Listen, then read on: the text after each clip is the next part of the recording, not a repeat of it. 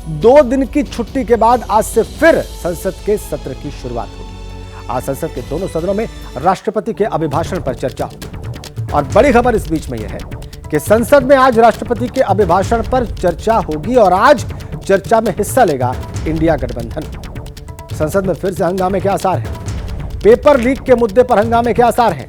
कई मुद्दों पर सरकार को घेरने की तैयारी में भी है विपक्ष। शनिवार और रविवार अवकाश था। आज संसद की कार्यवाही फिर से शुरू होगी और राष्ट्रपति के अभिभाषण पर धन्यवाद प्रस्ताव पेश किया जाएगा। चर्चा हो सकती है, लेकिन हंगामे के भी आसार। और एक और बड़ी अपडेट, लोकसभा स्पीकर के बाद अब डिप्टी स्पीकर को लेकर राजनीति तेज हो गई है। डिप्टी स्पीकर को लेकर एनडीए और इंडिया में सीधी टक्कर दिखाई दे रही है, लेकिन बड़ी खबर इंडिया गठबंधन से मिल रही है। डिप्टी स्पीकर पद पर ममता बनर्जी का बड़ा दांव सामने आ रहा है। इससे कांग्रेस पशुपेश में, वहीं समाजवादी पार्टी खुश है। सूत्रों का दावा है कि ममता ने अयोध्या से समाजवादी पार्टी के सांसद अवधेश प्रसाद के नाम का सुझाव दिया है। हालांकि ममता के सुझाव पर अभी फैसला बाकी है, लेकिन खबर यह भी है कि कांग्रेस की तरफ से सांसद के सुरेश के नाम को आगे किया जा रहा है। देखिए, आज 2 दिन की छुट्टी के बाद एक बार फिर से सदन की कार्रवाई शुरू होगी और आज राष्ट्रपति के अभिभाषण पर विपक्षी गठबंधन हिस्सा लेगा। अब ऐसे में दोनों ही सदनों में हंगामे के आसार हैं। कई मुद्दों पर विपक्ष ने सरकार को घेरने की तैयारी की है और सबसे अहम नीट के मुद्दे पर आज फिर एक बार हंगामा हो सकता है।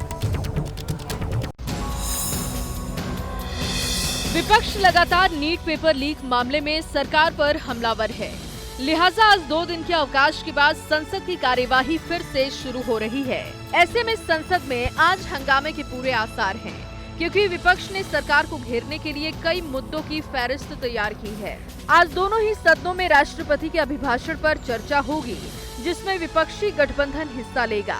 विपक्ष की तरफ से नीट पेपर लीक, अग्निपथ योजना, रेल हादसे, महंगाई, बेरोजगारी जैसे मुद्दों पर सरकार को घेरने की तैयारी है। लोकसभा में पूर्व केंद्रीय मंत्री अनुराग ठाकुर राष्ट्रपति के अभिभाषण पर धन्यवाद प्रस्ताव पर चर्चा शुरू करेंगे। लोकसभा में राष्ट्रपति के अभिभाषण के लिए 16 घंटे का समय निर्धारित किया गया है, तो वहीं राज्यसभा में चर्चा में 21 घंटे का वक्त दिया गया है। नीट पेपर लीक के मुद्दे पर संसद में लगातार हंगामा देखने को मिल रहा है और आज भी चर्चा के केंद्र में नीट पेपर लीक का मुद्दा ही रहने वाला है। लोकसभा में स्पीकर पद का चुनाव हो गया और अब बारी है डिप्टी स्पीकर की, और इसको लेकर सत्ता पक्ष में और विपक्ष में घमासान तेज हो सकता है। अवधेश प्रसाद, जो कि समाजवादी पार्टी के सांसद हैं फैजाबाद से, वो इंडिया गठबंधन के उम्मीदवार हो सकते हैं। उनके नाम का सुझाव दिया है ममता बनर्जी ने, लेकिन इस पर अभी आखिरी फैसला होना बाकी है।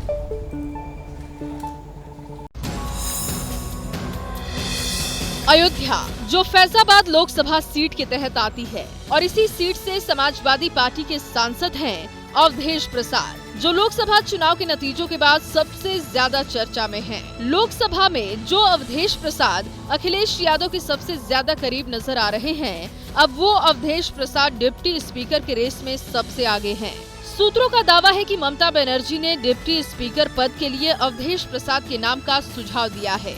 हालांकि इससे लेकर अंतिम फैसला नहीं हुआ है।